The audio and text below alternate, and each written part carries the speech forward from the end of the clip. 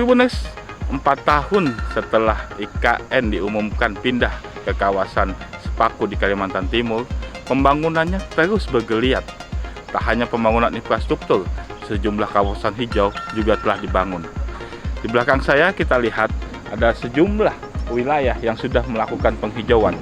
Sebagaimana kita tahu bahwa IKN ini dibangun dengan mengusung sebuah kawasan hijau, ya kan, yang berdampingan dengan alam. Kita lihat saja kemudian apakah proses pembangunan IKN ini benar-benar berjalan sebagaimana yang telah direncanakan dari awal.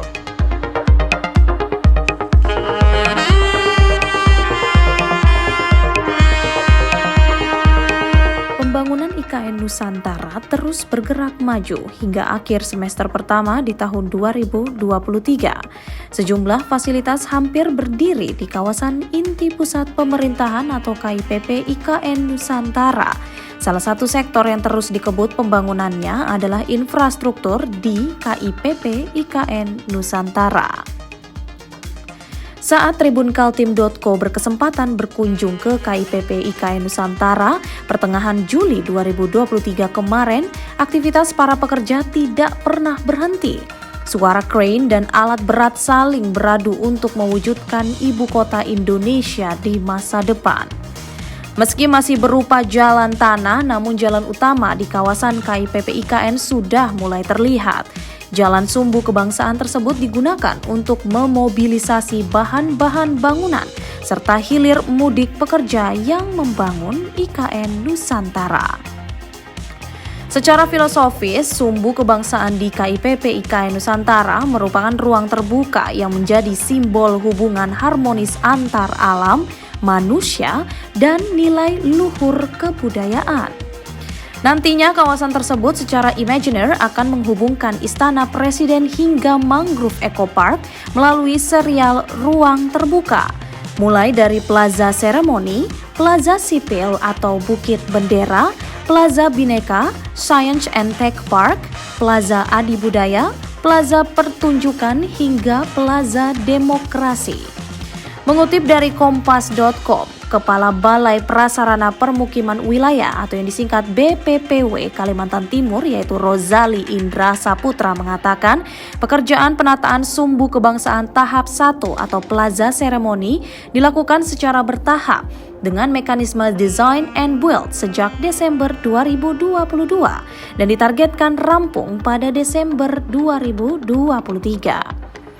Penataan sumbu kebangsaan tahap 1 terbagi menjadi beberapa zona, yaitu zona 1 yang meliputi wetland bagian utara dan gedung visitor center, lalu zona 2 terdiri dari ceremonial lawn, gedung retail and gallery, plaza timur, plaza barat, dan bangunan toilet dan service.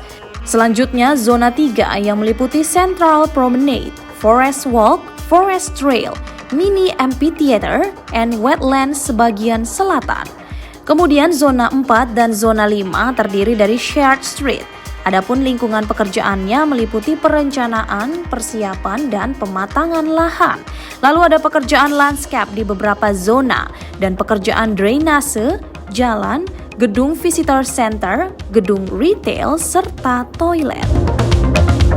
Selain jalan, sejumlah wilayah di KIPP IKN saat ini juga sudah mulai dilakukan penghijauan. Mengusung tema Smart Forest City sebesar 75% dari IKN Nusantara akan dikelilingi oleh berbagai macam pepohonan. Sedangkan 25% lainnya akan dipenuhi oleh bangunan-bangunan lainnya. Kelebihan lain dari KIPP Nusantara adalah jaringan listrik di kawasan ini tidak lagi dibangun di atas permukaan tanah, sehingga nantinya tidak ada lagi pemandangan kabel-kabel yang semeraut. Satgas Pelaksanaan Pembangunan Infrastruktur Ibu Kota Nusantara atau IKN Nusantara Kalimantan Timur, mereka menyiapkan pembangunan Multi-Utility Tunnel atau MUT. MUT berfungsi menampung semua jaringan pipa air sampai dengan kabel listrik dan juga fiber optik di IKN Nusantara. Dalam MUT itu, ketika ada jaringan yang harus diperbaiki atau diganti, maka teknisi perbaikan tinggal masuk ke dalam MUT untuk melakukan perbaikan. Infrastruktur MUT ini juga akan dikendalikan dan diawasi oleh semacam ruang kendali atau yang disebut dengan control room. sehingga bisa mendeteksi kerusakan dan kebocoran yang terjadi di MUT. Banyak hal nantinya yang juga akan diimplementasikan dalam konteks Smart and Sustainable sebagai konsep IKN Nusantara sebagai ibu kota baru.